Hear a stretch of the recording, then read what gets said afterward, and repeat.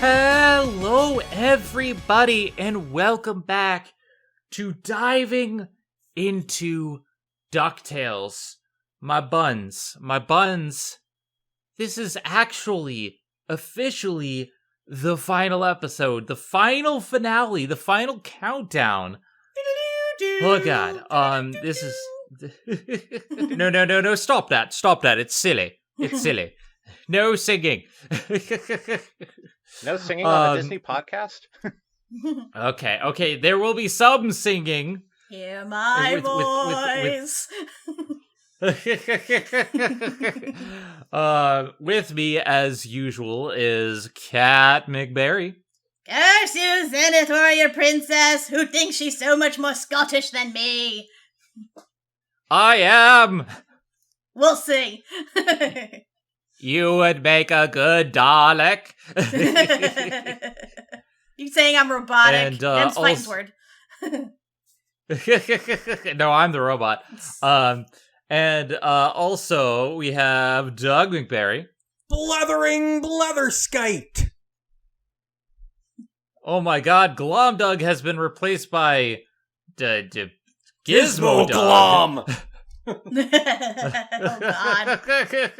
The world most does not need Scottish that. robot. The world's most Scottish robot in the world. And also we have Y2 Staller. I am the terror that flaps in the night. I am the breakfast burrito that gives you the runs before lunch. For I am Darkwing Duck, Staller. I guess. Yes. Darkwing Staller. So before we get started, this is officially going to be the last episode of Diving Into DuckTales, since there is officially no more DuckTales to discuss. After everything that we've done, we've covered the podcast, we covered the shorts, we've covered my face. Everything has been covered. All of the things have been covered. Mm-hmm. It's practically invisible now. Now it is time for us. Now it is time for us to do our final thing. It is very bittersweet, but we wanted to go out on a high note. This is our top 15 episodes of DuckTales 2017. Now, before you get your pitchforks and torches ready, I just want you to know this is all Phil's fault. But also, we actually did this a little bit differently because there are so many episodes, so many that are good. What we did was each of us four created our top 15 episodes list and our honorable mentions list. And then Doug and Kat and I and Eric, we tabulated them all together to have the most points, which one appeared on the list. Doug, do you want to run down the points for us? Yeah, so what I did was I gave a point to say if somebody had one on their list and other people didn't have it on their list but at least had it on their honorable mention. I gave it 2 points for every time it appears on somebody's list. So, if everybody has, it on their list. And then I gave 3 points to any time it appears in the same exact spot on a person's list. Okay, so that's where we are. We tabulated everything together. We're going to go from 15 onward, but before that, we do have some honorable mentions. Several that were they were good, but they did not have enough points to make it onto the list. For those with 1 point, it was Escape from the Impossibin, The Last Adventure, and Nothing Can Stop Della Duck. I think we can all agree that these are good individual episodes. It's just they have stuff that sets them back. For The Last Adventure, I put it on my honorable mentions mostly because I felt that it was a little bit rushed near the ending. Escape from the Impossibin and Nothing Can Stop Della Duck, they're good episodes. They're just not something that I really need to rewatch all the time. Would you agree with that, Eric? Yeah, because, even my stuff that I had also with honorable mentions wouldn't have changed the list all that much, but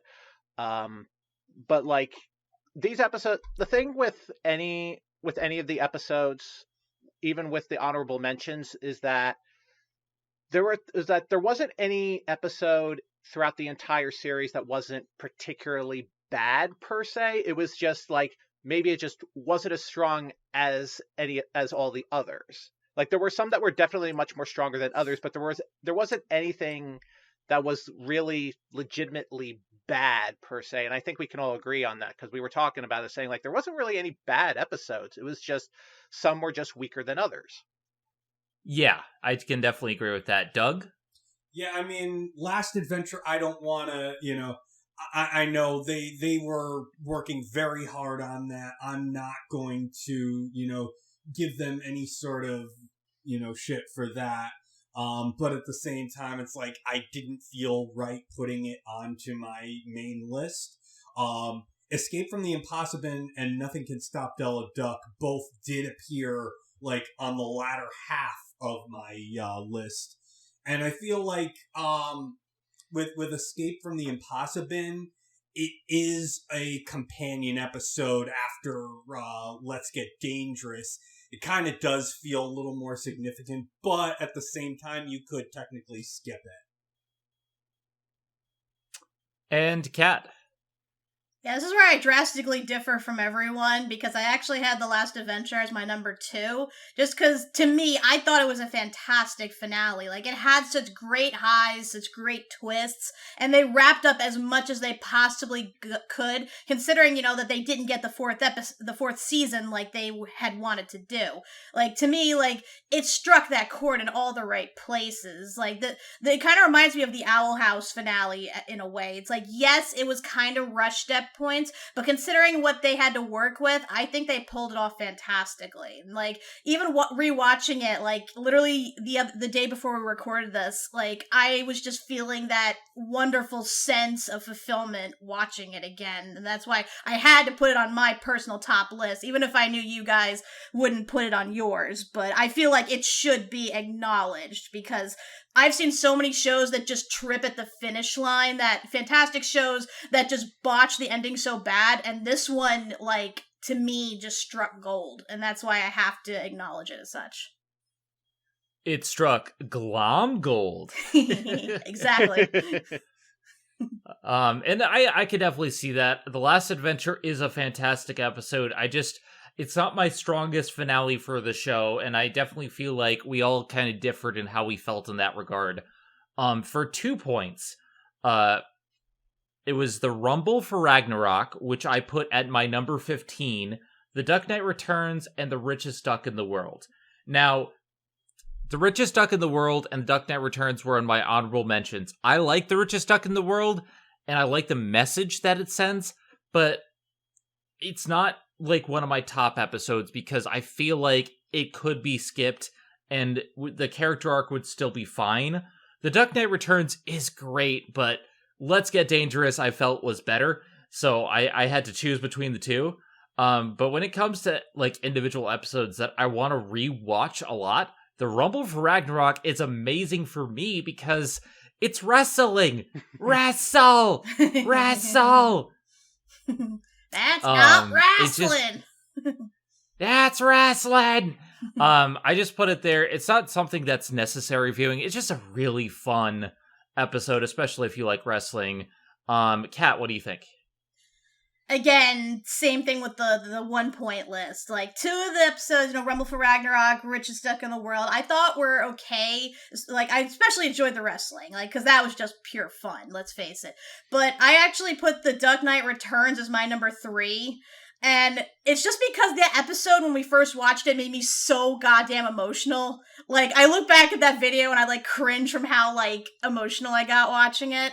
And I think because of the time, like, to me, because I was a huge Darkwing Duck fan, and to see them finally bring him into the show, bring him into the canon, was, like, just so overwhelming for me. Not only that, but they had the original voice actor, Jim Cummings, as Darkwing, but as a different iteration of Darkwing, handing off the role of Darkwing to a new person. And it was so perfect to me. Like, this was like the ideal way to hand off your title character to somebody else. Because so many shows I see, whenever they have to pass the torch of the lead character, half the time it's under a bad circumstance or they just don't do it right, and then fans end up hating the new lead. Like with this, I thought it was just perfect. You know, it's like the new Doctor handing off his role. It's just, again, it made me so emotional, you know, and like, don't get me wrong, I love Let's Get Dangerous. It definitely took it up a notch, but like I said, this one just really tugged at my heartstrings big time. Mm-hmm. Doug. Rumble for Ragnarok was always, like, when I was even first putting the list together and before even rewatching it, it was always on my, the top of my honorable mentions list. And it's like, it could almost get into the top 15, but it is filler, and I'm not ultimately into wrestling, but I always do have a ton of fun watching it. We always quote it. It's, you know, but ultimately it is a filler episode, even if it is mentioned technically in Last Christmas. But yeah. Baloney trampoline. Yeah, somehow Duck Knight didn't even make it into my list or honorable mentions list. I was kind of being very objective, and while I do like the episode, I don't know, it just didn't really resonate as much with me as it did with Kat. And then The Richest Duck in the World actually was on my number 15. And I think it wasn't originally, and then I rewatched it and I'm like, you know, it is really the perfect cap to Louis' arc. So, and you know, it really, and it works, and it sets up a lot of stuff too, and it, you know, it gives Scrooge something big, you know, to realize that he still doesn't quite know as much as he thinks he does. So, yeah, I mean, it's good. I can honestly, I can take losing it to honorable mention. We hate you now! Yeah, yes, yes. You're the worst! I'm your brother. You gotta ride the trends. Eric, am I the are you launch gonna pad? face turn or heel turn? Come again? Are you gonna face turn or heel turn? Probably gonna face turn. Personally, but in character, probably heel. But I actually had Duck Knight Returns was my number one pick because, I mean, not just for all the reasons that Kat mentioned, but because it kind of is, in a lot of ways, the theme of like how the show is constructed, in that it's about because it also, with a lot of good reboots, is that, I mean, DuckTales, DuckTales is a reboot. It's a reboot of the original show. And so they're kind of using Darkwing Duck as, you know, using the theme of Darkwing Duck, and then having somebody else, you know, coming in who was a fan growing up, watching the original series, and then trying to, you know, passing the torch and bringing this new iteration to life.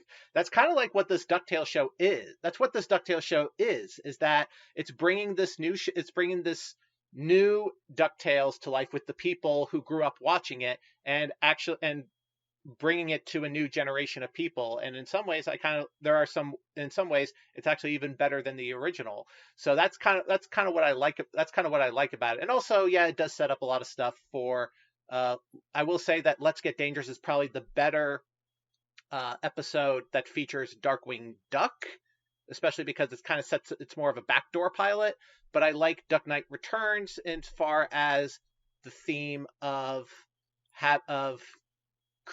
doing a reboot that doesn't feel like a cash in, but it's actually a something that's made with love. Now, personally, I would agree with that. The problem I have with the Duck Knight Returns, and why I put it like lower, Negaduck never returned, ever. They probably were. So I could see that they probably had plans for that for the Darkwing Duck series, which I don't know if they were gonna put him in the Darkwing Duck series, which I don't even know if that's even in production, if we're even still getting it, because I know COVID screwed everything up. But I mean, I can't really harp on that part. I mean, it's one of those what ifs. But as far as the other two stuff goes, the Rebel for Ragnarok, I did have it on my honorable mentions, but I think only because of the wrestling stuff. Richest Duck in the World, I actually had that in my top 15 because it made me realize that how good it was about like just being rich. It has its own set of problems, more money, more problems, that kind of thing. But also it's good for Louis' character arc for during that season. So I like that part too. I like that as a lot, and I realized that I liked that episode a lot more than I thought I did, looking back on it. All right, so next up, the one episode that got 3 points, Whatever Happened to Della Duck. I like Nothing Can Stop Della Duck, but Whatever Happened to Della Duck is a special episode to me. I feel like we were waiting for this for a while and finally get that explanation and to see it. And I think, like, even if you just see this episode in isolation, it is a fantastic episode. Plus, it doesn't have as much stupidness as Nothing Can Stop Della Duck. Like, here's the thing. The gold on the moon thing's still stupid. I'm sorry. It's really stupid. Everything else, though, I think, like, the start of Whatever Happened, the sweet moments, there's a lot of really good things that I like about it. Yes. Eric, what do you think? There are a lot of sweet moments in this episode. Like, I was actually trying to rewatch a little bit of it before we started recording. And fun fact, if you have captions on while watching the episode, there's the part where Della starts singing the moon theme. The caption reads, Della sings moon theme from NES DuckTales video game in the captions. So if you ever want to have a little fun with the closed captioning, seeing, oh, that's what they like. It's very specific, like super specific. Like I've never seen a caption that's super specific. But getting back to the episode itself, there's a lot of heartfelt moments. Like one of the best moments I like in that episode is when they meet up with the aliens and she's singing the lullaby. And I love how they took something as simple as like the moon theme from the NES and they gave words to it and they turned it into this really sweet lullaby. And I'm just like, wow, that really tugged at the heartstrings a little bit because I didn't think they could make it sound so beautiful. Too true. Also, Gyro needs to go to hell because of that licorice. Black licorice! Ugh. What do you think, Kat? Yeah, honestly, I had this as my number 5 because they had a grueling task ahead of them, the creators, to make Della as likable as she is. Because, the characters, of course, make her sound great. But then when you hear about what actually happened, how she ended up in space, it kind of leaves a bad taste in your mouth. Because it's like, why would this mother who's expecting her kids any day now suddenly go off gallivanting in a rocket ship? It makes her seem highly irresponsible, and it kind of like makes you think, well, maybe she wasn't that great a mother to begin with. The boys are better off. But this episode actually, like, shows you her character, shows you her flaws, and it really makes you feel for her, especially when you're watching her go through this decade-long quest just to get off the moon and back to her family. Like, by the end of it, I was like, my heart just bled for her. Like, her getting screwed at every turn. And especially when, like, certain things that were readily available were there the whole time, like the gold in her mouth, or the aliens that lived within the planet that had an abundance of gold. Like, it's like, come on! But then again, it's, karmic restitution. So she kind of needed to go through that in order for the audience to properly sympathize with her. And like Eric said about the lullaby, the fact that they turn a goofy little NES like background theme song into this like heartfelt lullaby, like that's true talent right there, to be able to do that. And yeah, this episode will always stick out to me as being among the best and a great like starter for Della and what we come to know about her as a person. I mean, like, I had my honorable mentions list just because personally, while I find it special, the gold thing is still stupid. But anyway, Doug. Yeah, I will always like in terms of the Della Duck specific episode. As I said, nothing can stop Della Duck was definitely on my list. I think it was my number 8. Um, and I'm definitely not going to ignore the significance of whatever happened to Della Duck. Certainly, especially to give lyrics to the moon level theme, which I didn't play the DuckTales game growing up, but I had heard the song, and especially as part of James Rolfe's Angry Video Game Relaxation tape. So I was very familiar with it, so I recognized it, and then to hear them not only give it lyrics but significant, heartfelt lyrics, it definitely tugs the heartstring, and I think I did tear up a bit, at the end too. But no, there is a lot of stupid stuff that holds it back from getting onto my list, but it was definitely on my honorable mentions. All right. So that's the list of the last of the honorable mentions. Let's get into the top 15. The next few all got, if I'm bringing it up right, 4 points. So until we get to that, these all got like around the same number of points. We had to rank them. Number 15 was The Life and Crimes of Scrooge McDuck, which I personally put at number 10. I did put it a little bit lower simply because I feel like it could have been like a little bit better if it had been a little bit longer, but like there's just so much that I love about it that I can't not put it on my list. I think it's a perfect episode, and some of the stuff with Magica was just amazing. Doug? Yeah, this one didn't, again, make my list at all, whether it be, on the numbered or on the honorable mention. I do, see the significance to it, especially kind of as, like, the last episode before the last episode. And, giving a little more depth to the villains, and especially showing, again, Scrooge not being as right as he thinks he is, and having to actually be humbled in front of his, biggest villains. And especially, Louis being the first to catch on that, I don't want to have the same kind of life as Scrooge did, so I'm going to actually put a nip in the bud in that right now and apologize to Doofus. So, there's definitely a significance to this episode. I probably should have at least put it on my honorable mentions. And also the fact that Henry Winkler is in it, and I didn't even realize until, like, the credits. Henry Winkler, covered in bees! Hey! Ah! We're also forgetting another big actor who was also in this episode, Martin Freeman. Oh yeah, who played Poe. Martin Freeman and character actress Margot Martindale. Yes. Well, it's different because she's a recurring.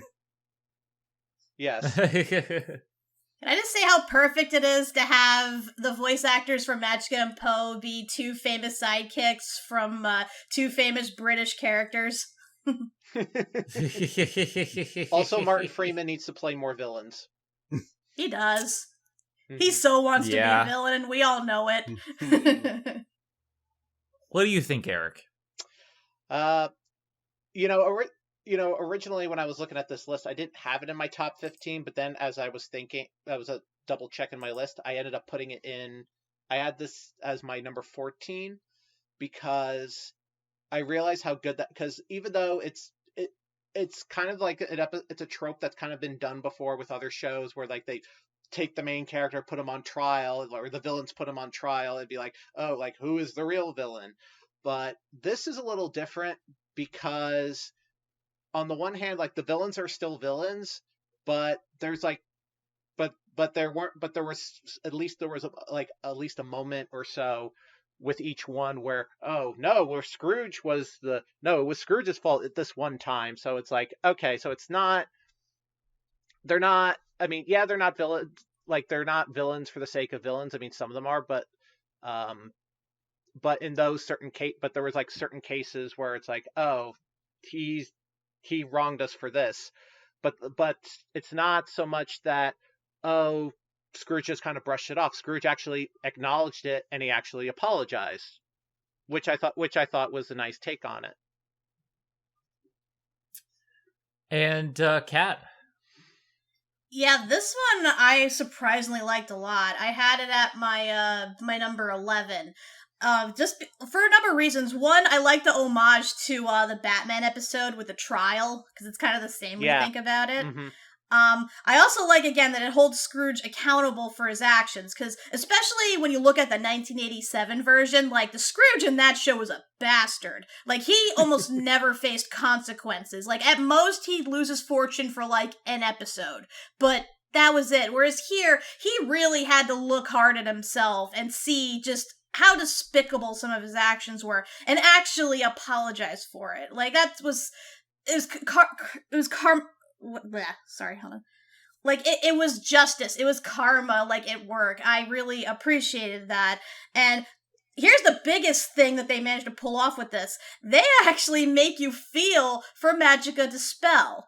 Because out of all of his villains, she's easily the most evil, most unforgivable, most unrepentantly evil character on that show. Like, she enjoyed torturing people. She enjoyed turning them into animals. She was even willing to eat them, like, after turning them into turnips. That is how friggin' evil she was. And yet, with just this episode alone, seeing her, like, accidentally turn her brother into a raven, and then trying to save him, knowing that she can't because of the limitation of her powers, it tugs at something in your heart, and it's like, I shouldn't be feeling bad for this person. She brought it herself, and yet I am. Like, that's both a credence to the voice actress as well as the writing and just the whole, how the episode is portrayed in general. Like, to me, that is just amazing. Mm-hmm. And for that alone, like, I had to put it on my list at some point. All right, number 14 on the aggregate list is Sky Pirates in the Sky. Now, personally, I put it as an honorable mention, simply because, while I like the episode and the singing pirates, Don Carnage is amazing, but, like, in the grand scheme of the show, Don Carnage was kind of left as an afterthought. And it's a great episode, but, like, I kind of wish they did more with him. True. So it's I like, agree. It's a great episode, but, like, there's more that I wanted from it. Kat? Yeah, honestly, this was an honorable mention for me, even though I will admit it's a big, like, fan-picked version. Like, bleh. It is a big, like, fan, like, chosen thing for me, because, as a lot of you know, I grew up watching Tailspin, so I was very familiar with Don Carnage, and I was so excited seeing him premiere in DuckTales, especially as, like, a recurring villain. And seeing him in this, like, he's just so suave and charming and everything. Like, he has, like, an extra element that the original didn't, that just makes him such a fun villain to watch. And then they have him sing on top of that. Like, I love the musical numbers in this so much. And, like, granted, it's still kind of annoying because, you know, it's Dewey in one of his more annoying phases. Like, he's trying to get attention and no one's giving it to him. That's, like, the whole purpose of the episode.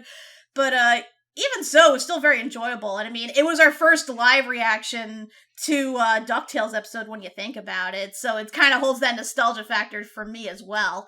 But yeah, I mean, like I said, it's a lot of fun. And honestly, I'm surprised it ranked as high as it did. Doug?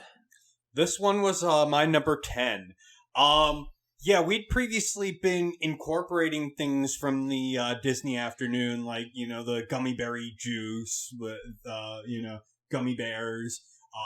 We technically had in-universe Drake Mallard, or at least Darkwing Duck, as was it Jim Starling, as a TV show.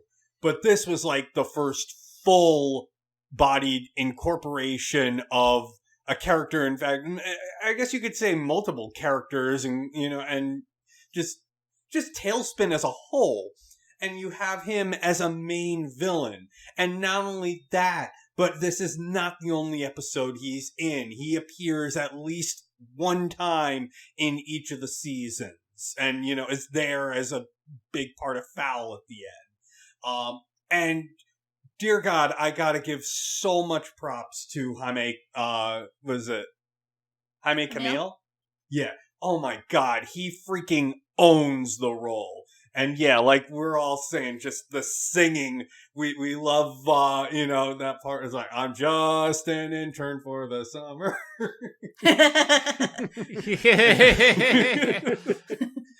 But his dialogue, what you call it, Don Carnage just completely steals the whole show.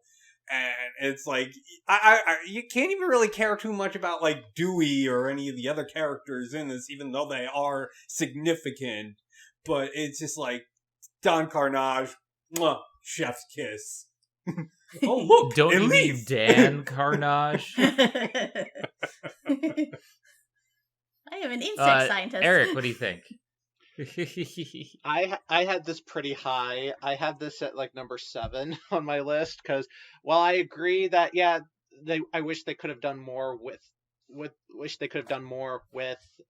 Don Carnage itself, but that doesn't excuse it from not being a good episode, because I just love how they were able to once again take something from the Disney afternoon and incorporate it into this DuckTales universe, even though it's a villain from another show, and it just works beautifully. And also, I like how it creates like Don Carnage becomes like the biggest rival for like Dewey, like not Scrooge, just Dewey, because Dewey takes over the crew, and Don Carnage is trying to get back. It's like, how dare you, Dewey, taking my crew? And yes, the singing just adds more to it, because like I do vaguely remember Tailspin and I vaguely remember Don Carnage. I don't remember the singing part. I'm glad that they did, because it just adds more to the charm of the character. All right, moving on to the lucky number 13. It's The Missing Links of Moorshire. Now, I personally had this as an honorable mention. I love this episode, but it is a filler episode. I think it has some of my favorite jokes, some of my favorite Glomgold moments, some of my favorite, murder ponies. But, it's not one that is super necessary viewing for the show. That's what holds it back for me. Kat. Yeah, I have this in my honorable mentions as well, because, again, it is kind of like a fun little side quest thing. I do appreciate that it takes place in Scotland, though, part of my ancestry and whatnot. And honestly, I myself do like golf, like mostly mini golf, but I still appreciate golf as a sport. But I do like that, it's Scrooge versus Glomgold, and Glomgold is just, being Glomgold. It's just so much fun watching him screw up his shots and then taunting when he has no right to, and him just paying Louis at every turn just so he can win and get ahead. Like, there's so much fun. Like, there's so much, like, fun with this episode, and just seeing how aggravated Scrooge gets as, like, Dewey is actually naturally better than him, but he won't admit it. And it even gets terrifying at one point, because you realize, oh shit, if they don't win, they're gonna die. So it has some good stakes. And then, like you said, the murder ponies, they just make it. But hop on our backs. You're the worst. No. But like I said, it's just okay. It's not like there's any really big developments in it or anything. It's just a fun episode, and that's kind of what I just consider it. Mm-hmm. Doug. This is my number 1. Yeah. Like, I had been fluctuating. This one was a weird one, because it was fluctuating between being on my list and being on, honorable mentions. But because this cemented Glomgold as my favorite character. This was where I absolutely fell in love with him, and just everything out of him in this is just hilarious. He is peak Glomgold here. And then, yeah, like, even the other side stuff, you have, the murder ponies, voiced by, Tara Strong and, what's her name? Pinkie Pie and Fluttershy. Andrea Libman, yes. Andrea Libman. So having them there, they made golf fun. And then also it does, while you say it is, kind of a filler, it does contribute to something, that comes back in the Shadow War. So it isn't, quite filler. And of course, there is the commentary by Huey and Launchpad, where we get, I like talking this way because it makes things sound important. Baloney. Trampoline. I mean, there is just so much to love about this episode, and it's like, I feel kind of guilty putting it at number one, but at the same time, I can justify it, given just how much fun I've had watching it, how many times I can rewatch it and still crack up. Eric. I just think rewatching that episode made me realize that maybe they created this made this episode specifically just so they could get Twilight Sparkle and Fluttershy to come in and be evil. I feel like that, like for no other reason. Like they just want them on the show. Just like, could you just voice the ponies, but like you're evil ponies? Like, okay. I mean, both shows were on at the same time, so I know. That's what's so funny. It's like they were both on at the same time, and they're just like, oh yeah, why? Oh sure, why not? So, but the whole episode, I mean, is it sure, it's a filler episode, but it's one of those filler episodes that also adds a little bit of character development, especially with Scrooge, because Scrooge learns to in order to be a better in order to be a teacher, it's about being proud of your student, not so much being proud of yourself. It's not about showing off yourself. It's about trying to develop others. So that part I like about it. And of course, I mean, Glomgold, of course, being Glomgold, and it's one of those episodes where Glomgold isn't so much the villain as so much he's just there as he's just, he's always trying to be better than Scrooge, but he's more of for like comedic fodder. And I feel like there's looking back on it, there, like a lot of the times when they use Glomgold, they don't use him so much as a villain as so much they use him for like comedic fodder. Like there's only a few times where he's actually just straight up the villain, but other times he's just been used as like to get a quick laugh with one of his cockamamie schemes. So don't you tell me what to do. I like he hired Tiger Woods for 5 seconds and then fires him. Oh yeah. Oh god. So at number 12, we have the Split Sword of Swanstantine, which I also have at number 12 on my list. I think this is a great episode. It's very funny. It's very engaging. It does move the plot forward. The only thing that really holds it back for me is that like not every segment is as good as each other. I feel like there's definitely one that really shines above the rest, and one that's kind of weaker.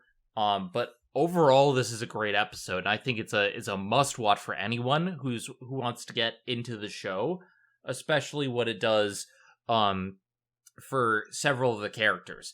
So, like, the stuff with Louis, how he bluffs his way out of the situation, but then unbluffs, and Dewey finally finding his inner Dewey. There's some really great stuff, especially with Huey too. So, like, overall, I had this pretty high up. It's funny, but it's also meaningful to me. What do you think, Doug? At one point I did put this onto my main list, but then I think something knocked it off and it wound up in honorable mentions. I do enjoy this episode, and I do feel I kind of agree with you on, two of the segments are, really good, with Louie and with Huey, and the one with, Dewey and Webby just kind of feels like the same old thing, just with them working through, the blindness. And I mean, what the message is at the end is, still good. I don't take it, for granted at all. But yeah, it's like, it definitely, especially given that this was supposed to be like the Huey arc season, we definitely needed that part. And calling back to the Duke of making a mess, I thought that was really a nice touch there. Kat. Yeah, this was number 10 on my list. Like, there was so much that happened in this that, to me, like, really had to cement it in the top percentage because, like, something significant happens in each one of the stories when you think about it. I know the segment with Dewey is considered the weakest, which I do agree with, but it does create an interesting scenario because usually when you have Webby and Dewey team up, usually Webby is the one carrying him, or they manage to sort of work in sync. In this situation, it's the only time where Webby has had to rely on Dewey, who, as we all know, is impulsive and reckless and only survives by being lucky. So the fact that she had to rely on him while blind, like, does create an interesting scenario, especially when you see that by virtue of his, like, sheer overconfidence, he's able to persevere, despite his handicap. So, like, it really is, like, interesting to watch. And I mean, it doesn't exactly tie in with the whole thing about reaching your inner confidence, because, that it's not like Webby really had to do that. It was more that she had to put her trust in Dewey a little more. So there was that, but again, it created the interesting scenario. But yeah, the other two are definitely better. Like, Violet, personally, I think it's her best moment ever, just seeing her suck down all 3 spices without even flinching. Like, badass moment right there. And the fact that, Louis thought he could get this through conning his way at, like, through the underground, when in reality, all he had to do was tell the truth, and that would have just worked. Like, I do like that, especially in going up against Rocker Duck, the worst villain, who, he could have easily cheated his way through this, but even he couldn't, he couldn't survive the badassness of Violet Saberwing. And then the last segment, like, that was easily the best, with Huey finally acknowledging his chaotic side and actually utilizing it. Because I do like that line that Lena says, that you can't ignore the parts of yourself that you don't like. Like, that really resonated with me a lot, especially with Huey. He's trying so desperately to find a peaceful solution, but it's not working. He has to face this problem head on, and he finally learns to embrace his inner Donald and just go friggin' berserk mode. Like, and that just blends beautifully at the end when they manage to get the sword together to defeat the villains. It was so great. Eric.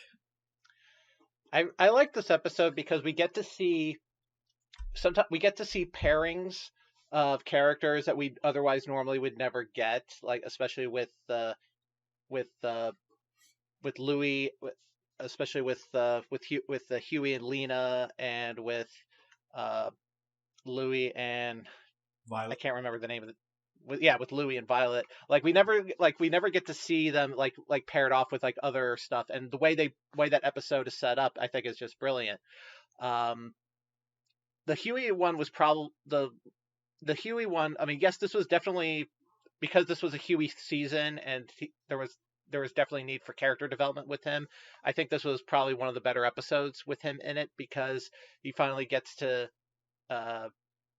embrace his other side that he keeps putting down, and I like how it's like a balance between knowing when to do and knowing when to think, because sometimes like we get so wrapped up in what like doing one thing, and like it's a balancing act, and I like that part. But overall, like I just liked how it was set up, and also it moves the story forward leading into the finale. All right, number 11, which I had at number 13, was Quack Pack. This is just a funny episode. It's fun, it's funny, everyone should watch it. It doesn't mean much in terms of, like, certain things, but, like, I rewatch this a lot. This is a great episode, Kat. I did have Quack Pack on my top list, and, like, through a lot of shuffling, it just ended up in my honorable mentions, but I definitely would have had it in my top percentage if we had room. But Quack Pack, like, on the surface, is definitely pure fan service. Like, this is, like, the 90s show that, like, every kid remembers from that era. Like, when you think of both DuckTales and, like, every other show, like, all the cliches are there, but in a fun, sort of, like, retro way. I just love the redesigns and how everybody acts and stuff and all the cliches that pop up. Like, it's so great. And seeing them steadily figure out that they're actually in a TV show created by a genie, and all, like, the quoting and stuff going around, especially when you see what their version of humans look like, which are terrifying. And then, of course, having Goofy there was just a cherry on top. Like, this was an insanely fun episode. And I do like, in a way, it's kind of a good character episode for Donald, too, because he's so exacerbated by adventuring that he just wants things to be normal, but, you know, he ends up in a normal that really doesn't suit them. And he learns to embrace that, you know, every family has their own normal. And you can't help but just love it for that. And he learns that from when Goofy shows up, so.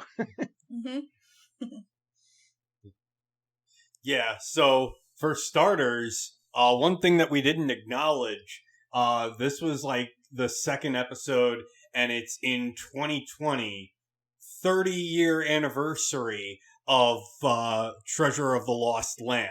So we've got that big thing there. So having Gene there, very much appropriate. Jaleel White playing him as just the sitcom. Yeah, you have all, like, the, you know, references to, you know, the nostalgia of, you know, of DuckTales itself, of Quack Pack, of 90s sitcoms. And then, like, you just see as they figure things out, how just everything starts unraveling and getting more and more chaotic. And then, of course, yeah, you even throw in Goofy there and, you know, making Goof Troop fully canon, even, like, acknowledging it at the end of the episode. And then, you having Don Cheadle come back to voice Donald again. It's just a lot of fun. This one was at my number 13. And it's like, I could easily put it at honorable mention, but I feel it's just the significance of it just deserved to make it, make the list.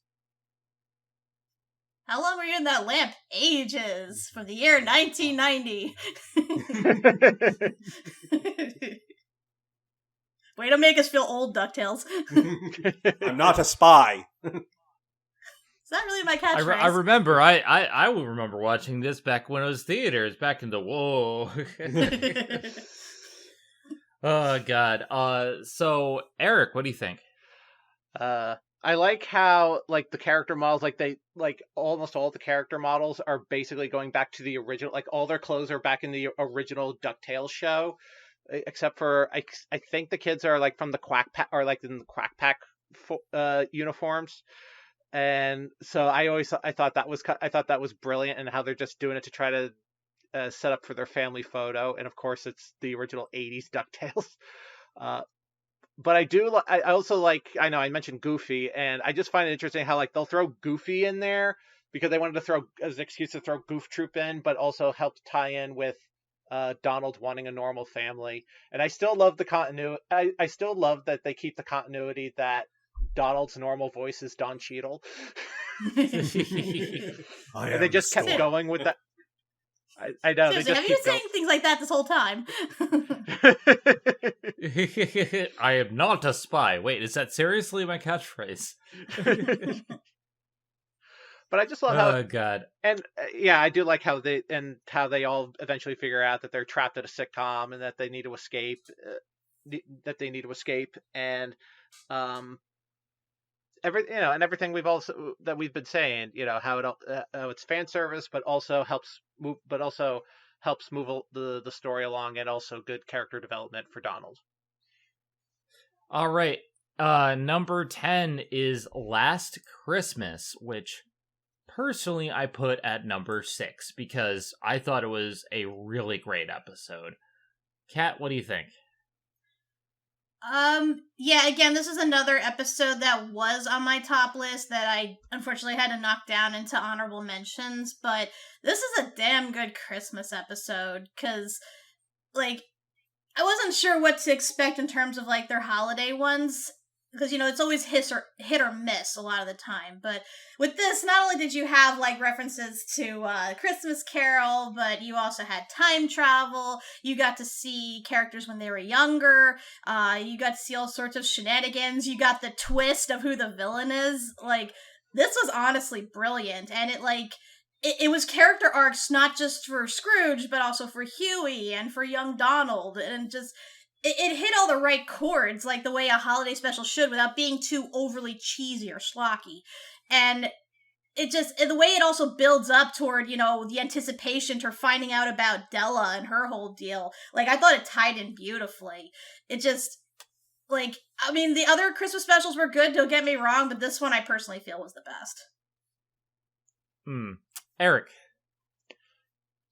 I mean, I didn't have this on my list at all, but I don't know, because I didn't really give second thought to the Christmas specials. But now that I'm listening to it again, from you guys, I think I could see why you guys decided to put this on this list. Out of the Christmas specials, this is probably one of the better ones, except maybe the one where Scrooge faces Santa versus Santa Claus, but I could see why. I do like it for the surprise villain twist. I like you don't really see it coming, and it's the least that you would expect.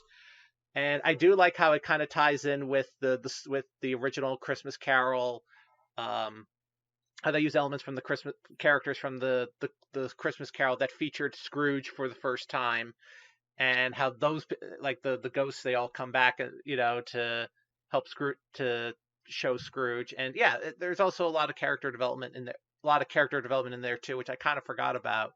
But I mean, I didn't put it on this list, but hearing from you guys, I'm like, okay, I could see why you went with this one.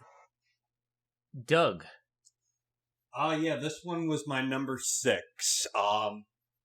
Given that, Summit of Mountain Everest was a very nothing Christmas episode and barely, just barely acknowledges it as Christmas, so much as, talking about Santa, he knows what he did. That man is not allowed in my house. And then, how Santa stole Christmas, being significant, actually finally, facing that plot point, and then wrapping it up, and putting a bow on it. It a neat little package. It definitely, there's something to be said for that. Last Christmas, you cannot deny just how much more, that really tugs at the heartstrings, how it, really feels significant, despite just being, kind of another Christmas Carol take, but the fact that, it takes it and, spins it on its head, having just the ghosts, they were going to haunt Scrooge and then found out he was the wrong Scrooge, so they just come and have party with him every year, and then he pretends to hate Christmas every year, just so, nobody will bother him. And then, you get to see him go back in time and party. But obviously the most important thing is really introducing us to Della for essentially the first time. And, getting us ready for, the very next episode of what ever happened to Della Duck. And, showing the two siblings, Della and Donald, how they interacted in Christmas, and how that whole dynamic. Not to mention, it's the last time that we get Russi Taylor doing DuckTales, and as a reprisal of sorts by voicing young Donald. I think that was too perfect. That was just too perfect. And then, yeah, like Kat said, having the very twist of the villain being the ghost of Christmas past, and that he transforms into a Wendigo because he got denied what he wanted from Scrooge to spend time. It's just like, there is a lot to this episode, but it does not feel overwhelming at all. It just feels right. And then, of course, ending with Launchpad singing the 12 Days of Christmas, but not knowing what any of them are, and then forgetting days. Well, he is Jewish, so, I would have definitely put the other Christmas special higher, the How Santa Stole Christmas, but I think The Life and Crimes of Scrooge McDuck is better. And like I feel like Last Christmas just has more heart to it. All right, now let's get on to the last one that had 4 points. Let's Get Dangerous at number 9. Now this was my top episode. I put it at number 1. I think it's better than The Duck Knight Returns. I think it's a fantastic, heartfelt episode.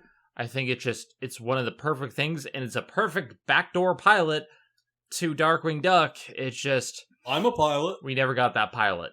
Yeah, I'm a pilot. So I just think it's one of my favorite episodes. I love Darkwing Duck. I love it. Doug? This one was my number 3. I think this just the monumental thing that it does in, like you said, not just being a backdoor pilot to, start a whole new Darkwing Duck series, but also continuing the f.o.w.l arc and, actually moving it forward, revealing Bradford. Just, wow. Just, I was speechless. And just, bringing back like a bunch of the old actors, what you call like Michael Bell and anybody, what is it? Dan Castellaneta was in it, I think. Yeah, I think. And then like also even continuing Owlson and putting her in fitting role as the mayor of Saint Canard. And then reintroducing Goslin. Getting everybody involved, having Toros Bulba as what's his name? James Monroe Inglehart. Yes. Oh my God! If I ever meet him, it's like I didn't care for the genie in Aladdin, for the stage version, but this I loved him in. What you call it? Just there. I know, obviously. Duck Knight Returns, it kind of got the ball rolling, but this was like them taking it and just running down the hall with it to the end zone. And it's a crime that we still have yet to get that spin-off. And Eric, if anybody in the comments wants to mention anything about if the Darkwing Duck series that we were supposed to get as a spinoff of this DuckTales series, if that project is still happening, because I know COVID kind of screwed everything up as far as what was in production and what was not in production. If anybody could just let us know in the comments, I would much appreciate that, because this is a brilliant backdoor pilot for a Darkwing Duck reboot, for the Darkwing Duck reboot. I remember hearing something that they were going to have it for like Disney Plus or whatever, but I mean, I don't know if that's still happening. I remember something like Seth Rogen was like one of the executive producers on it, and that never happened. And that was all I heard. That was all we've heard from it. So, but It does, but what's interesting is like it's like half of it is like a pilot, and the other half is still a continuation of the f.o.w.l f.o.w.l storyline in the original DuckTales show. So like the first half of the episode is basically setting up a new origin story for Darkwing Duck, and the other half is basically the continuation of DuckTales, because that's when like Scrooge and Huey, Dewey, and Louie, they all show up, and then they get involved. And I just like how it's a mash of everything, and they also bring in a lot of the old Darkwing Duck villains in, and so it does like it sets itself up. Like, I'm more excited for seeing like where the Darkwing Duck side of things would go, but I'm just disappointed that we may never get to see what could have been if they did do a Darkwing Duck if they did the Darkwing Duck spinoff like they were supposed to. But overall, this is a great episode, and it's a great 1 hour episode because it needed to be an hour long. So, and can't. Yeah, honestly, all of you hit the nail on the head, like, because this was at my number 4, but, like, oh my god, it's such a good episode. Like, here I thought it would be strictly Darkwing Duck, and we didn't get any, like, other main storylines, but then somehow they were able to weave it in so perfectly and just change the game on everything. They even had one of the missing mysteries. They opened up the concept of, interdimensional travel and everything. We had all these guest stars, and we had all these references.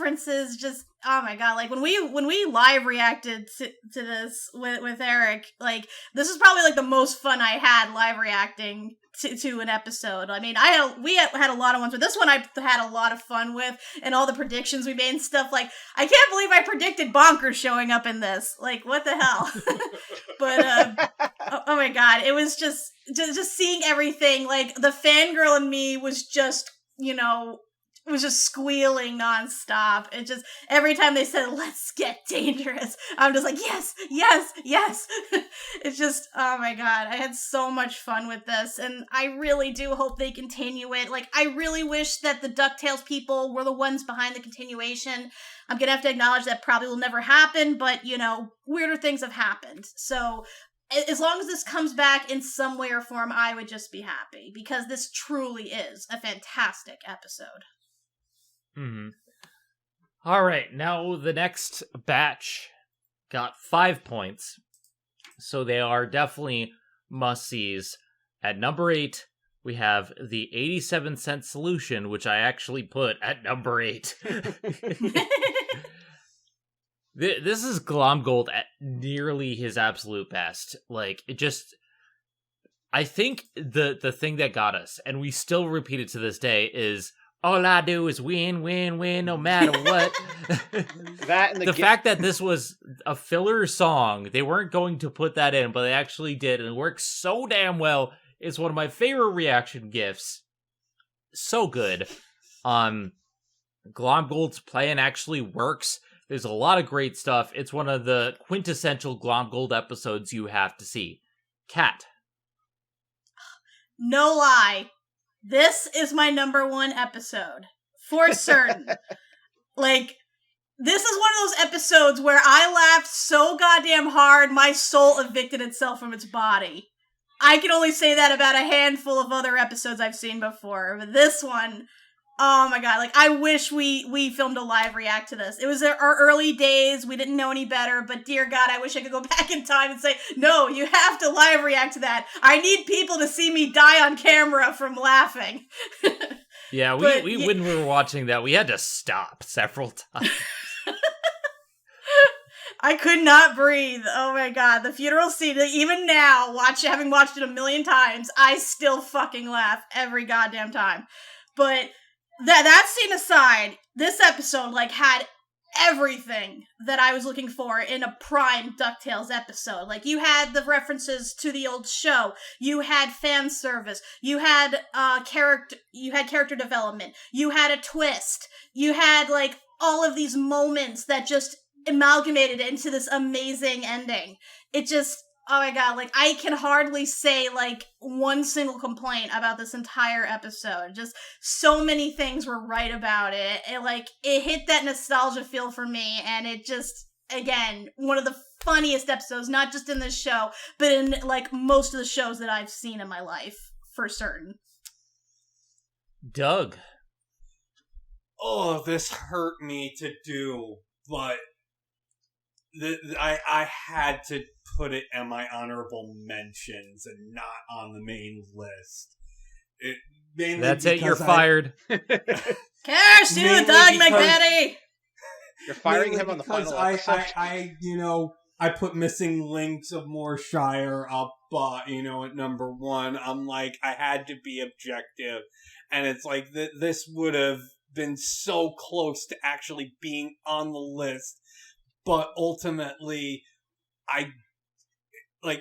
everything that makes me love this episode is only in the last third. Only the end of it, basically. But dear God, it is so good when it, obviously, retroactively, everything else that happens in the episode does become important, does get, explained and made part of it. And that just the ending is Glomgold at the peak, like even funnier than Morshire. I can't. Oh, it hurts. It hurts to not put this one on my actual list. But God, just Glomgold coming in and making such a spectacle of himself at Scrooge's funeral and dancing on his coffin. And then just Owlson, pick me up. I want to dance on his coffin. And then he has a staring contest with an inanimate baby for years. 1 year, said 12 months. It might as well have been years. It would have been even funnier if it were years. And yeah, I agree with Kat. It's like, this one, we just missed out on doing it for our live reactions. It was like right at that point where we were, about to start doing, I do wish we had done the live reaction to this, because, oh my God, I was dying at the end. Like I said, your will is strong, baby. It hurts me. It really hurts me not to put it on my main list, but I can only justify, that one part, ultimately, that 1/3 of the episode being like just everything to me. Ugh. Curse you, glom dog. Eric? What should we do when something like this happens? Call Mrs. Beakley and fake Scrooge's death. Fake Scrooge's death.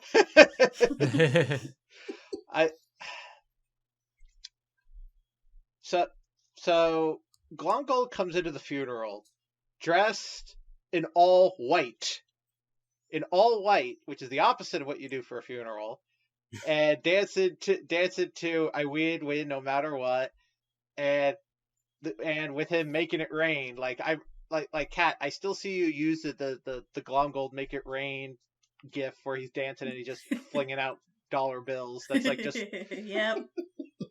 It's just a brilliant meme, brilliant gif. But I like this episode. I did have this in my top 10, and the reason is because of how well written this episode is. Because, like, at first you think, like, oh, maybe Scrooge is actually going crazy. Scrooge is going crazy. But then when they reveal the whole with the time stuff that Glomgold was figuring out, the time teaser, when he was using the time teaser, I'm just like, oh, that's just brilliant. But at first he's like, oh, he's trying to steal all of the gold. Okay. But then he's like, no, I'm not going to steal all the gold. I'm just going to steal a little bit of it just to make him go crazy. Just to make him look bad, so that way all his investors will pull out and then go invest in his company, which is to this day probably the best scheme that Glomgold has ever had on the show. Even though he's had other sillier schemes, with the war wheel, but that's beside the point.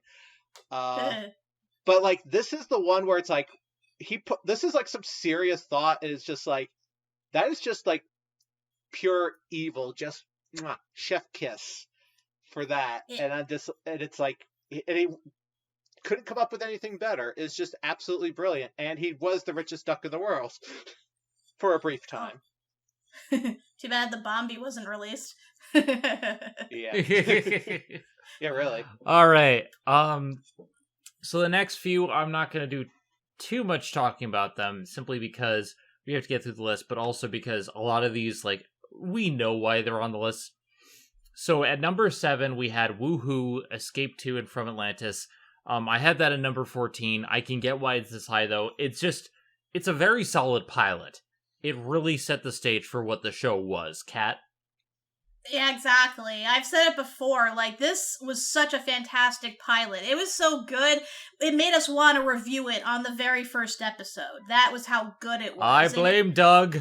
It was just, like, I get it, like, it was the first episode, it's still a bit crude, not all the characters are fully developed, but even then, it's still a great starter. It's a great hook to get both new and old fans in, and, like, everybody has to watch it, because as soon as they do, they know that this is a show that is worth watching. That is why it is my number 15 on my list.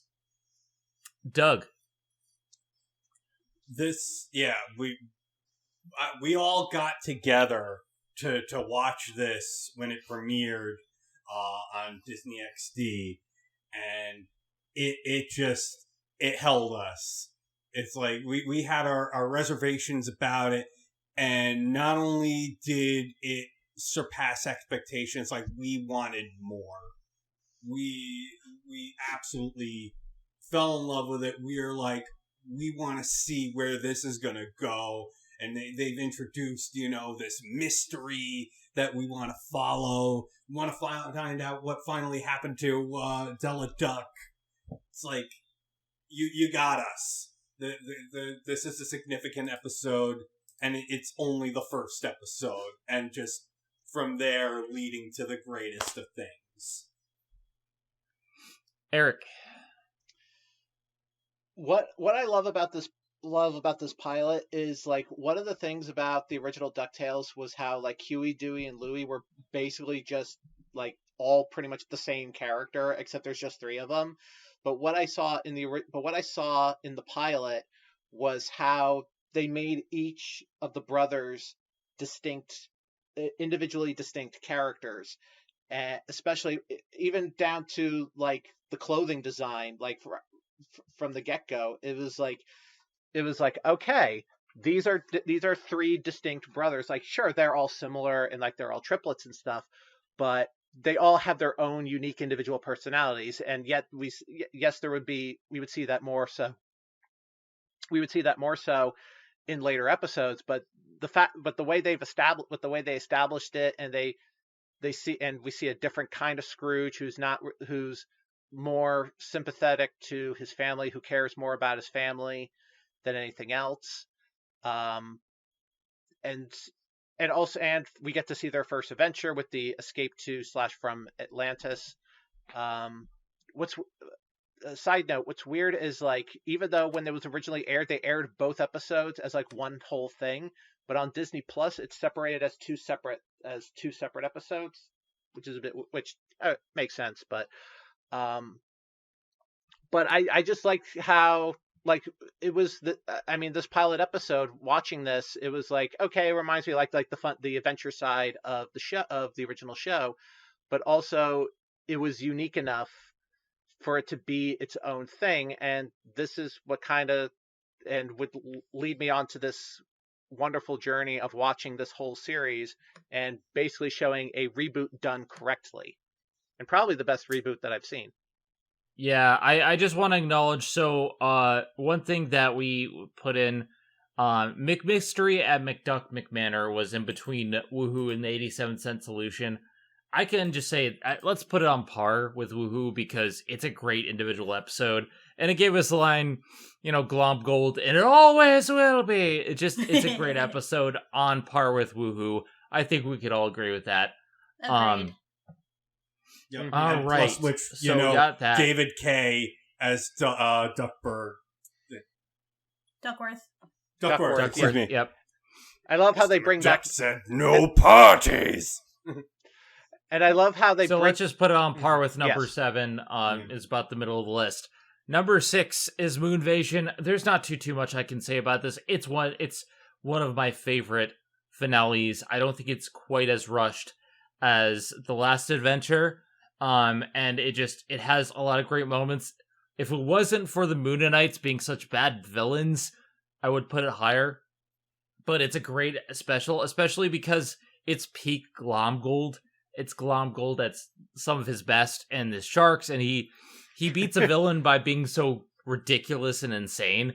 So yeah, I think we can all agree that this is just a great a season finale. Eric? This was a good season finale. While I would argue that Shadow War is probably a better season finale than Moonvasion. I do like the setup with Moonvasion and like we are from the planet Moon, like, but the moon's not a planet. The moon is a planet. Don't say the moon is not a planet. Yeah, I had this at number 5 on my list, but I just feel like it's great. It's a lot of fun. There is one better for a season finale, but this is great. Mm-hmm. Plus, we have and one of the Moonanites becomes a good guy, joins with Della and Donald and Scrooge and company, which sets up for another episode entirely, which also had Glomgold, but that's beside the point. But it is very action packed, especially in the second part of Moonvasion, where they turn the axis of the Earth, and they screw up all the poles and stuff, and then they have to and then Glomgold comes in with is this the one with the shark parkas? Yes. Yeah, it's the Sharkas. And one of them had to dress up like Santa Claus. and Scrooge had to dress up as Santa Claus, Yes, and had to say, "I'm giving all my money as a gift on Christmas." Like I said, it's definitely the more action packed, but in a grand like galactic type way. But overall, I think what weakens it for me is the build up to the finale, because I felt like season 1 had a better build up to its own season finale with Magica Dispel, but here I just felt like it was kind of like it was there, but like we kind of forgot about it every so often because of the other filler episodes kind of took attention away from it. So maybe that's kind of why, Also, the Moonanites are just bad villains. Yeah. Doug. All right. So before that, I neglected to mention, Woohoo! Escape 2 from Atlantis was my number 14. McMystery was my honorable mention. So now, Moonvasion was my number 5, much like you, Zen. I think, yeah, I know it doesn't seem quite as good as Shadow War when, at first glance, but you have that first half where you're trying to, really incorporate like every character that had already been in the show in some way or another. As an ally. We didn't really mention before, but give it up for the late Lance Reddick, who played Lunaris. I think, Lunaris, despite despite how kind of weaker, as far as the tier of villains go, the Moon Invaders were not great, but I do still, they did really come in and just they knew everything about Earth. They were prepared, and everybody else was very woefully unprepared. And then they basically they kind of win there until it takes Glomgold, who's just fresh off his complete and utter failure from Glomtales, just having blown it so bad he lost his entire fortune. And he winds up just doing the most unexpected thing, teaming up with Scrooge, doing just the most random, who would have thought this would work? But in a situation so serious, you need the most ridiculous plan, no, scheme, to defeat the Moon Cook on maybe a scheme. And just, yeah, and he goes from being like the biggest, blundering villain to being the hero of Earth. Can you just? I'm sorry, that kind of blows Shadow War out of the water for me. Cat. Yeah, Moonvasion's number 13 for me, but dear God, it is such a good season 2 finale. I mean, yes, it didn't have as consistent a build-up as the Shadow Wars did, but it's still, the foreshadowing was there, and the fact that Lunarius turned out to be a twist villain, I mean, not really, we kind of figured he was, but the fact that, he alone is able to do all of this, is able to outthink Scrooge, get the best of him, he's honestly among DuckTales' best villains when you think about it, but especially in how utterly ruthless he is. He's not doing this because the Earth is a threat. He's doing it because they threaten his mentality of not wanting to be intimidated, of not wanting to live in fear.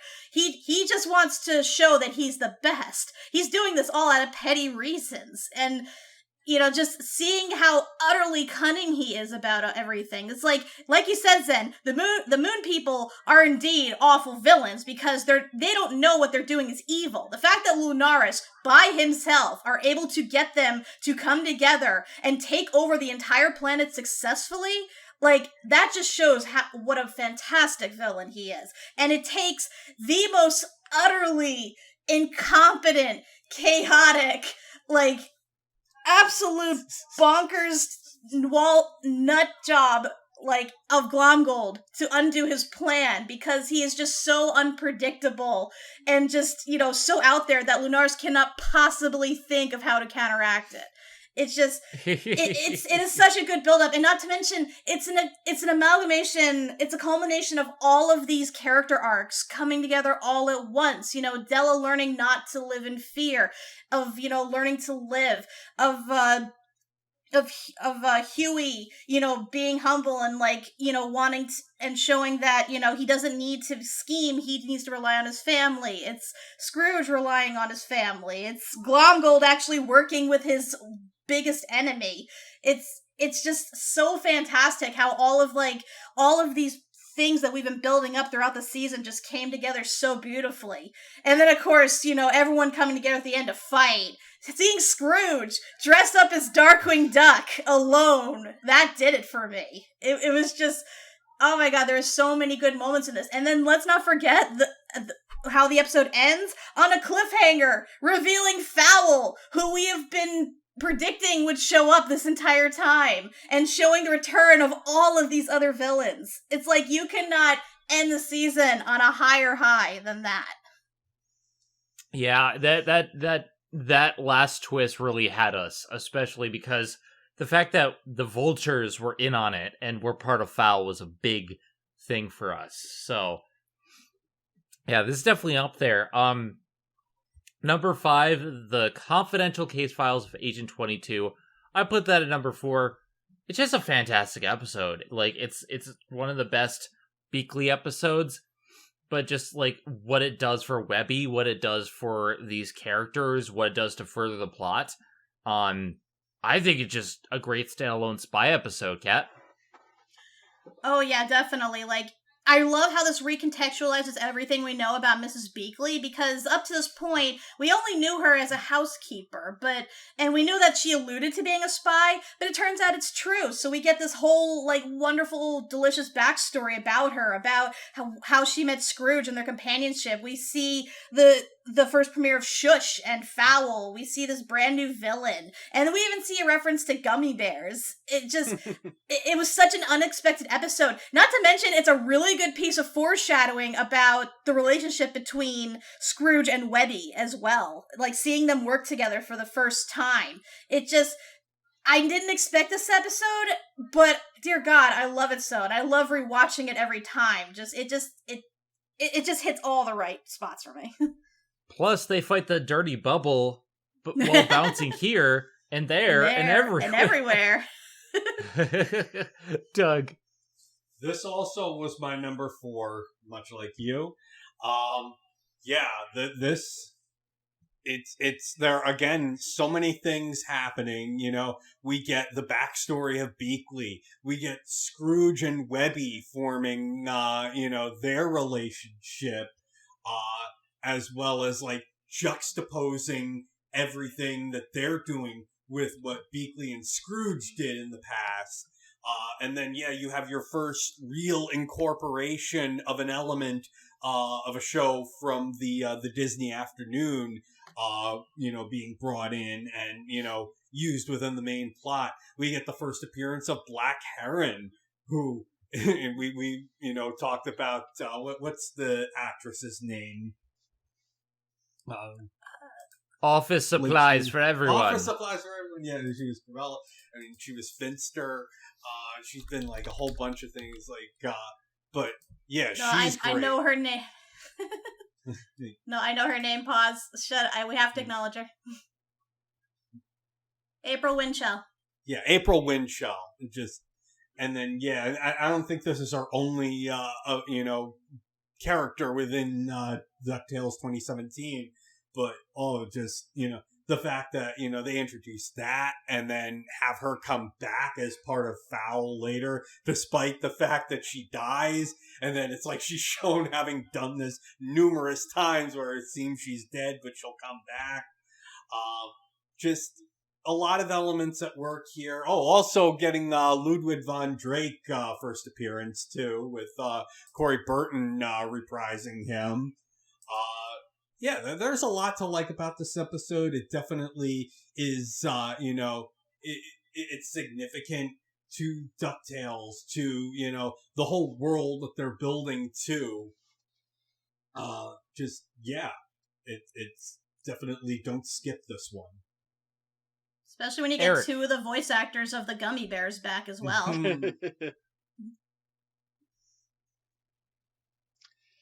Eric. So one of the things that I like about the DuckTales reboot is the way they change the characters from the original show to the reboot, and some of them are like drastic changes, but they're changes for the good, for the better. And with Mrs. Beakley is probably the biggest change out of all of them. Like, I actually like this version of Mrs. Beakley where she's just a very no nonsense person, but this episode is definitely about her in the backstory with her and Scrooge. I like how like their costumes are basically set up like the old British TV show Avengers, which was about the British spies. It was like a man and a woman, and they're dressed up kind of like that. Scrooge having the bowler hat and The Avengers. Yes, yeah, that's what I was talking. Yeah, that's what I was talking about. The British show, that one. The British Avengers. Yes. Anyway, so. But I like how it makes her like, oh, she's like the secret super spy, and they work together, and so she ends up and that's why she's in the care of Scrooge McDuck this whole time. And I think it's just brilliant, and I just think it's brilliant. It adds more to her character. And yes, and this is, I think, one of the first episodes where they kind of start expanding on the DuckTales universe, where they incorporate gummy bears as well as with the whole Disney afternoon stuff, and it just adds more to it. And they do it in a way that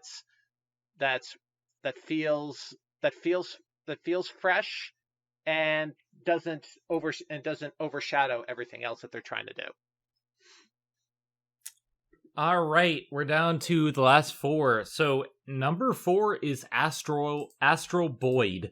Now, I had this at number 2 simply because this is one of my favorite episodes of the show. All of the Japanese anime references, all the things that work about it, making you feel for Gyro like never before.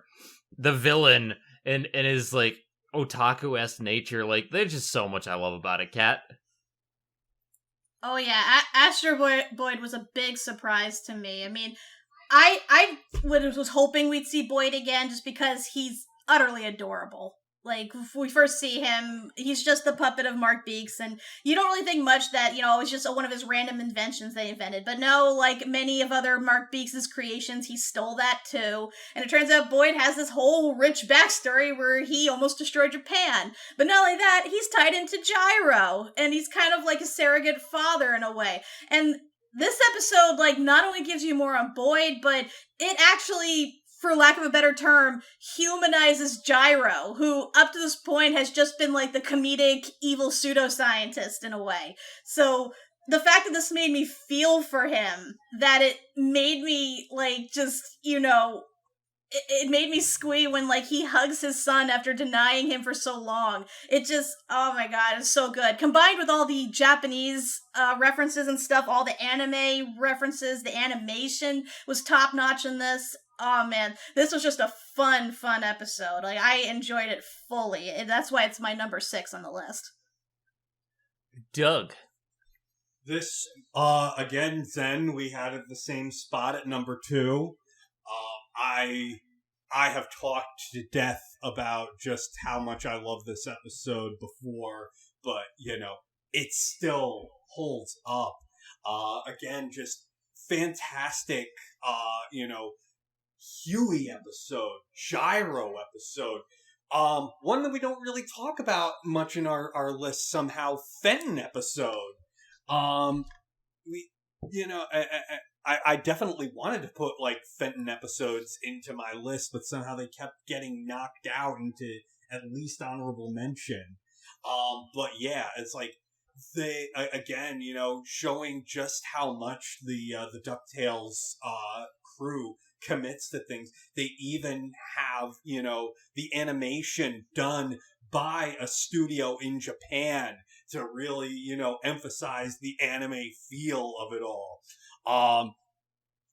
Getting Huey very much into this, and, again, we kind of talked about how he might be neurodivergent and how he, we're talking about being wired differently, but the fact that, he gets close with Boyd, and, the two of them can relate. This, it's like one of them actually is a robot, and then the other is not a robot, but is being called a robot just because, he has a certain way of doing things, a certain way of thinking. And it's like, that's, it's perfectly okay to be like that. It's different, but it's who he is.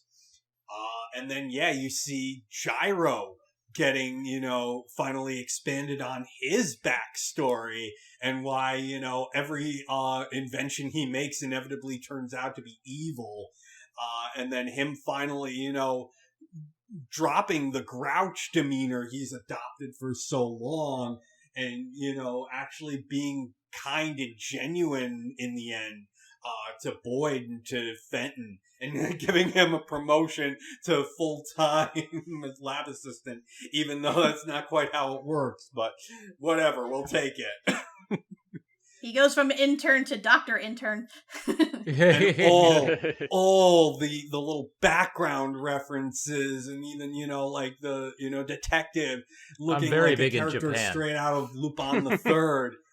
I'm just like, there's so much in this. And then they even have like Glomgold as an advertisement for soda in Japan. Of course, Glomgold would be big in Japan. It's just like they went hard on this episode, and I just appreciate the hell out of it. Eric. One of the things I like about DuckTales is how they'll dedicate an episode to, I wouldn't say side characters, but like they'll dedicate an episode for the character development of like a secondary character, and the fact that they did one for Boyd was surprising, but also made it work and made it very heartfelt. And that's what I like about this episode. And yes, along with all the Japanese reference with the Japanese references and the anime references in that too, uh but that's just icing on the cake on top of like what they were doing with Boyd and making him a more three-dimensional character, and of course all setting up for like the big finale and stuff, because we have to have him and Gizmo Duck team up to to kick butt in the finale. So, but yeah, I like it for the fact that they took a character which they easily could not have they easily just could have just cast it off to the side, be like, oh, whatever. But no, they actually went the extra mile, and plus also they needed to do something for Gear Loose, and it works here. All right, number 3 is The Ballad of Duke Baloney. Now, I had this at number 7, but I can definitely see why it's up there. The Ballad of Duke Baloney is Glomgold's origin, and it's one of my favorite episodes. It is fantastic. It does deserve the number 3 spot. Eric, what do you think? Yes. When I was coming up with this list, I was trying to decide whether to put Duke Baloney on my top 15 or the 87-cent solution, because I felt like they were both very Glomgold centric episodes for different reasons. And this one is more like, oh, we actually get more of a backstory with Glomgold, and that he wasn't always Glomgold, and he also wasn't always Scottish either. And and I like his backstory, that he's from South Africa and that he was just a shoe shiner. And like they kind of set him up as like sort of like this greedier version of Scrooge. Like Scrooge started off as a shoe shine, and he got his first dime that way. But you see Glomgold, it takes is like, no, I want freaking more money. And so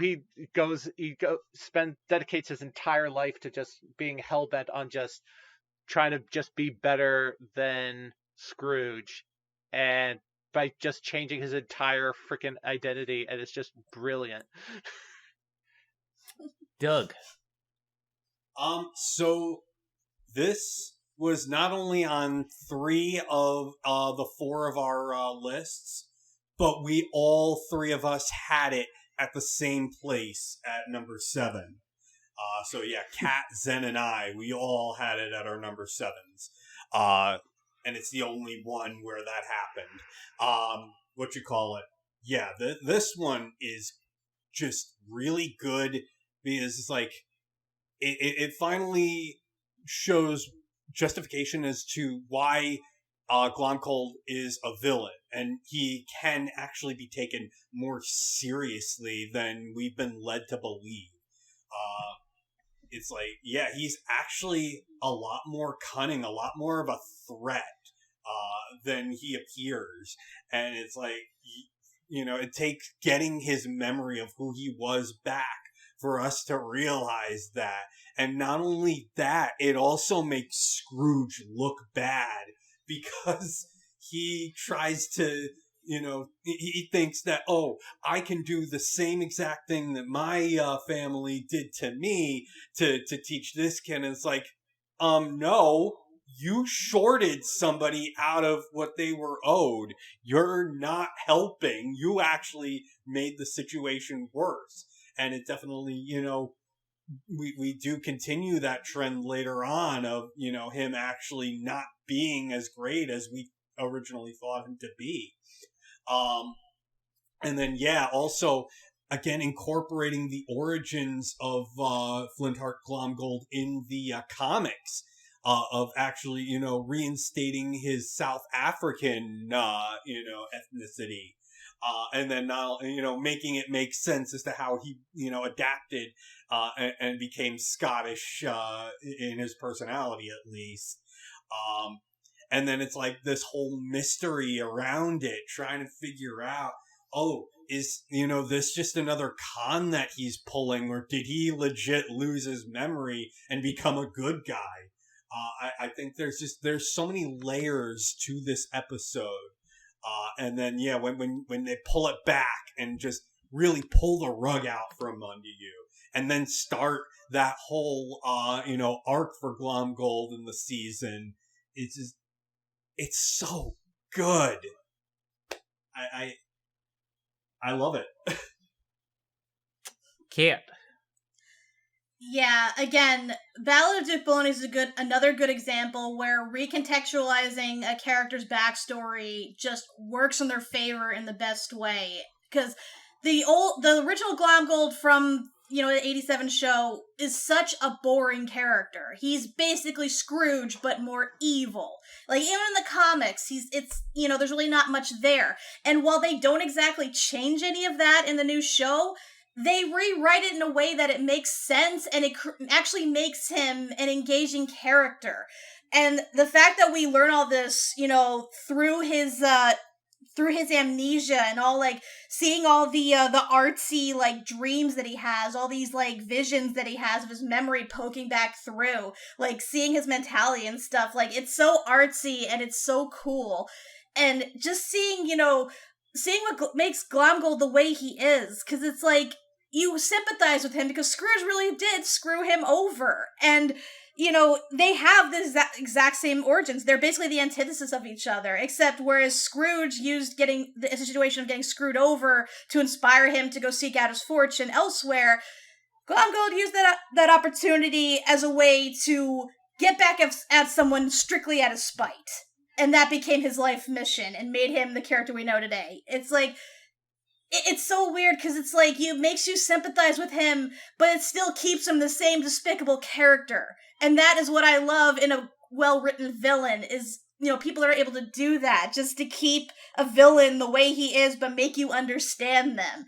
Just, even when he is, like, becomes a good guy, theoretically lives a better life, he'd rather go back to just spiting Scrooge, because he is Flint-Heart Glomgold, and he always will be. And that is all I you always need. will be. Exactly. All right. Final two. Number 2, I don't think anyone had any doubt. Glomtails. Glomtails. I mean, life is like an evil I had it at number scheme 11 here on Glomtails. I had it at number 11, but I know exactly why it's at number 2, like, overall, because, like, it's a great theme song takeover. It's a great episode. It's the first time for all the villains come together. Kat, what do you think? Oh god, this was this to me is peak Glomgold. Just seeing him attempting to gather all these villains together, botching his mission every step of the way, and then ultimately getting screwed at the end. Like, peak Glomgold right here. But not just that, it's a fantastic team-up of all of Scrooge's top villains thus far. It's just seeing them bounce off each other, seeing them being so distrusting, but, still working toward going toward their mutual goal, seeing them actually win with the help of Louie, and then that fantastic heel turn where he screws them over. Like, this episode was just brilliant. Like, oh my god, I'm gonna watch this over and over again. Just especially the ending, just to see him get screwed. It's so perfect. I enjoy watching it every time, and it's my number 12. But honestly, if I had the chance, I would have made it higher. Eric. Everything from, like, the theme song takeover, from the minute they do the theme song takeover, you knew this was going to be a different kind of episode. And the fact that this is the episode where they get all the villains together to team up, and nearly worked, but then that last minute of Louis just taking everything from them and completely screwing them over, that is just brilliant. That is just brilliant writing on it. On top of that, so, and yes, it is peak Glomgold, and that's kind of what makes this episode so brilliant. But also just with all the characters, with everything else, and also it adds on to the Louis arc that they were doing in season 2. So this just ties in everything together before leading into the season 2 finale. and it's just the way everything just is brought together is just brilliant. I could have put it higher, but I'm just like, it's a great episode, but there's just some that I like a little bit more. Doug. This was my number 11. This was after the whole, showing the Glomtails theme song take over at San Diego Comic-Con, and then, the title drop that, confirmed this was a whole episode. It's like we were anticipating this one. We were just waiting with bated breath for it to come, and it did not disappoint. Again, Glomgold going with the old adage of if you can't beat 'em, join 'em, or in this case, basically take what Scrooge has done and do it my own way to beat him. I hear this Vin Diesel guy likes family. Let me do it my way. Truly is the greatest scheme of all. Bringing together all the big villains, including Don Carnage, and then, bringing Magica to Spell. I mean, she had an episode with Killmotor Hill before, but this was like her finally really getting back into it. Where she gets vengeance upon the day manager. What did we say about swearing vengeance? Not to. But yeah, just and trying to equate all of the different members as a counter point to one of the McDuck family, even including like Gyro and everybody, all the Found family, and then the fact that it also all converges Glomgold's arc with Louie Incorporated arc. And Louie, like, there's a whole double cross that wound up Louie taking advantage of and screwing Glomgold so badly that he had to freaking run away because they were going to kill him. And he lost his entire fortune to Scrooge and Louie, but now mostly Louie, which, that continues into the next episode. So, again, just... It's such a great episode, the layers to it, and it's a complete episode. And it also, the fact that, like, Della's trying to teach Louie after the whole Typhoon incident, trying to punish him and, make him learn his lesson. And then that just all gets negated when Louie basically takes over everything. Curse you, everyone! All right, now it's time for the number one episode. We were not fully in agreement, but this was one that was on all our lists. I personally put it at number 9, but looking back, I can see this was one of the most fun times we had watching. It was the Shadow War. The Shadow War is just a great season finale. I think it's the most complete season finale. I put Moonvasion higher, mostly because of the Glomgold antics. But I just feel like Shadow War is just a much more complete and put together finale. Eric. No, I agree, because with this one, like, it reintroduces Magica to Spell as one of the bigger villains, and also it's not only just to showcase Magica to Spell's powers, but in her abilities, but also it also ties in with the theme of family, especially what Scrooge was going through. And I just like how in part 2, like, after he loses his family, he basically just goes into a depressive state, and then Magica de Spell's like, aha, I have come for you, and like Scrooge is like too depressed to do anything because he's just like surrounded by like boxes of pizza, and he just doesn't want to do anything. And Magica is all like disappointed because, like, what? No, you're supposed to fight me. He's like, I don't care. And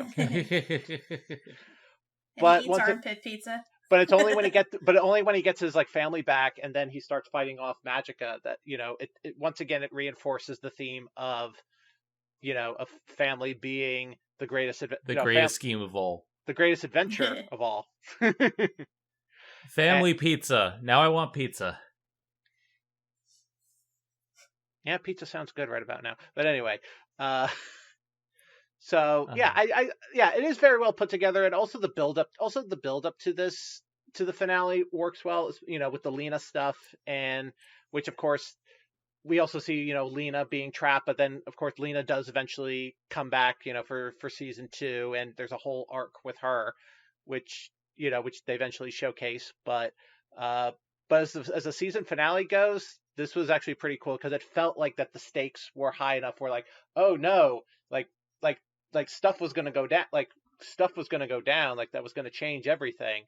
And it did. And it did for the most part, because also like in Moonvasion, it's set up for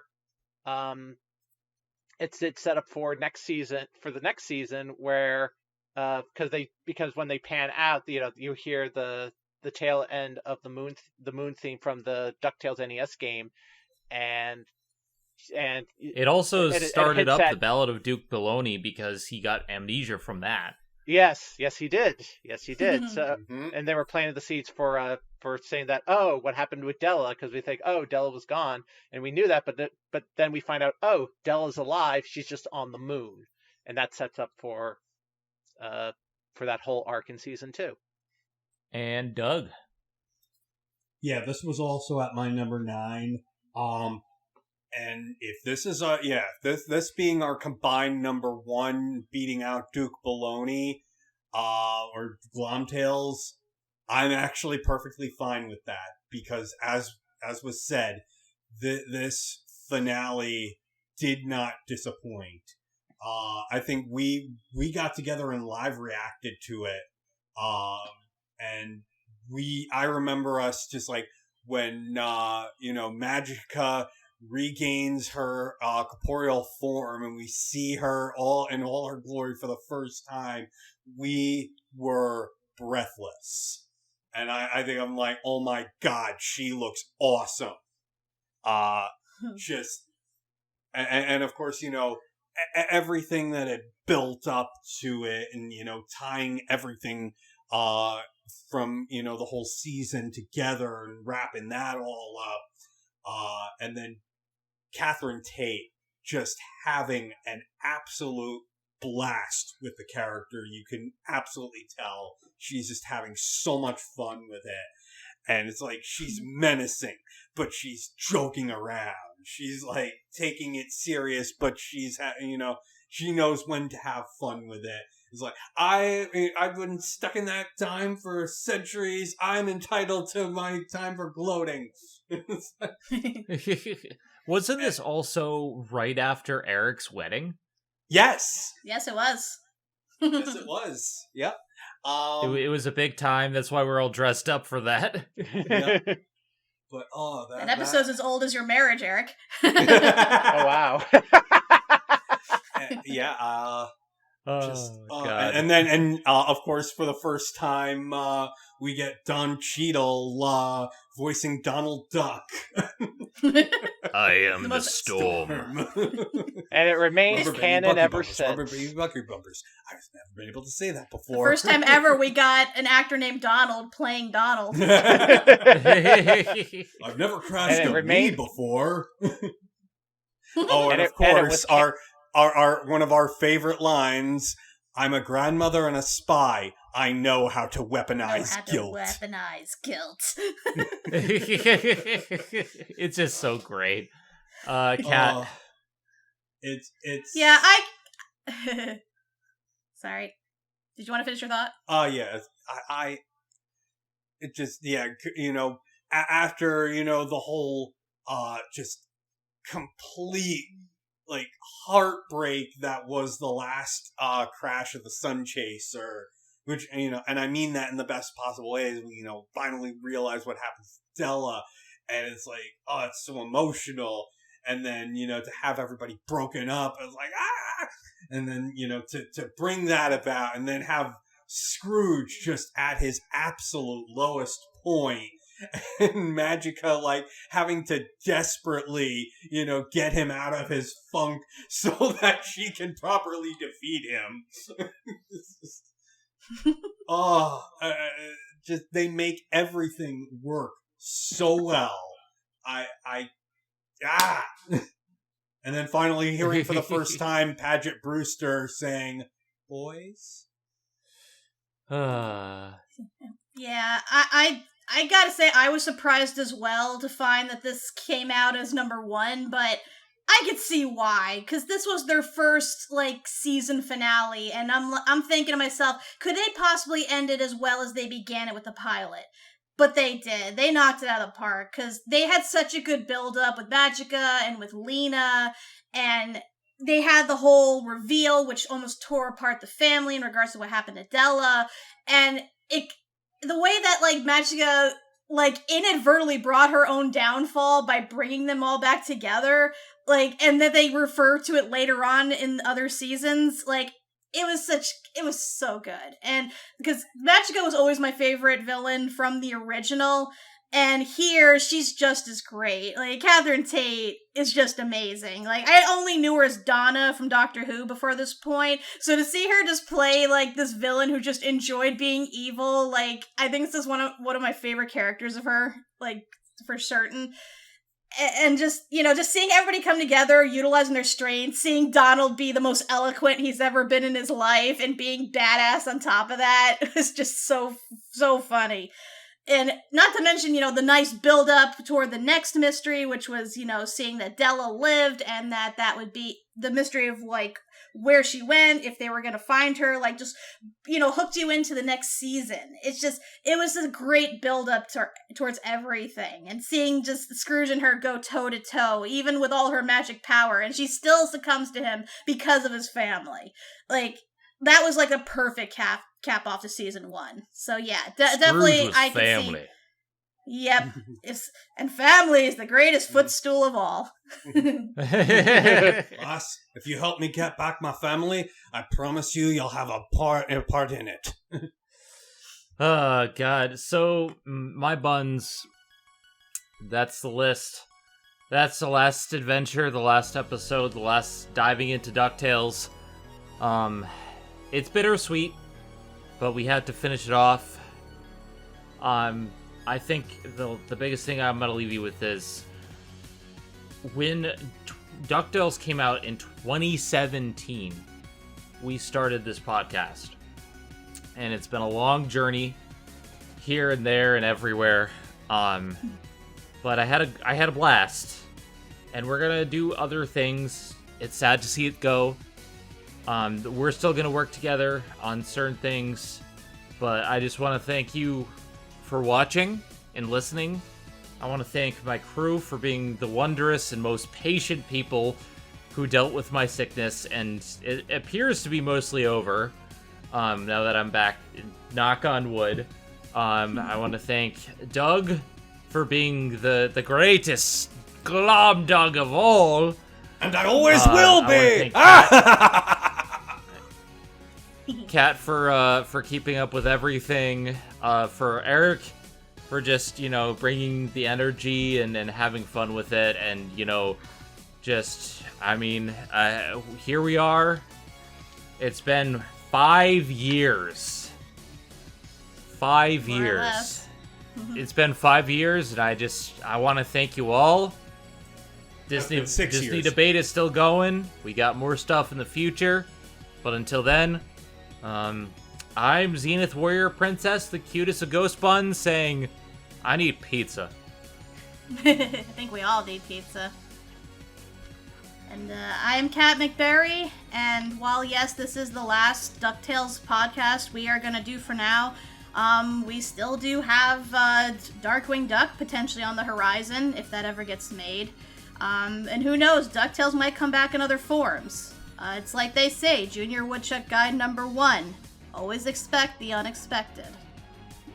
I didn't expect that, but then again, I didn't expect anything, so I expected the unexpected. And I am Doug McBerry. this was, something that we've really just we've enjoyed so much doing. It is sad to finally put a pin in it, but we've probably done all that we can with DuckTales, but I'm hoping against hope that Darkwing Duck does eventually get that spin-off, and we can go from diving into DuckTales to getting dangerous with Darkwing, or whatever we decide to call that podcast should it happen. And yeah, ranking these episodes was so very difficult, and it's like there are some I wish, we all wish we could have made it an even longer list, and even then I don't even think we could properly rank everything, because there were so many good episodes, and some that didn't even make our honorable mention list that now we think of it should even be on there. It's something I would not trade for the world to have done. I would go back and watch the show again in an instant. I love it, and I love working with you guys on this for the last 6 years. Love you too, Glom Doug. Oh, don't get all sentimental on me. Eric? This has been a lot of fun. Like, I was not, going into the show, I didn't know what to expect from this reboot, and it ended up probably being the greatest reboot I've ever watched. There's, especially with the, in a sea of reboots, this is the gold standard, pun intended. But it was fun just being able to experience it with all of you guys, and just being able to record our thoughts in real time, and being able to just go on this crazy journey. And I wish there was more, and it just sucks that it only lasted 3 seasons. Like they did have plans for a 4th.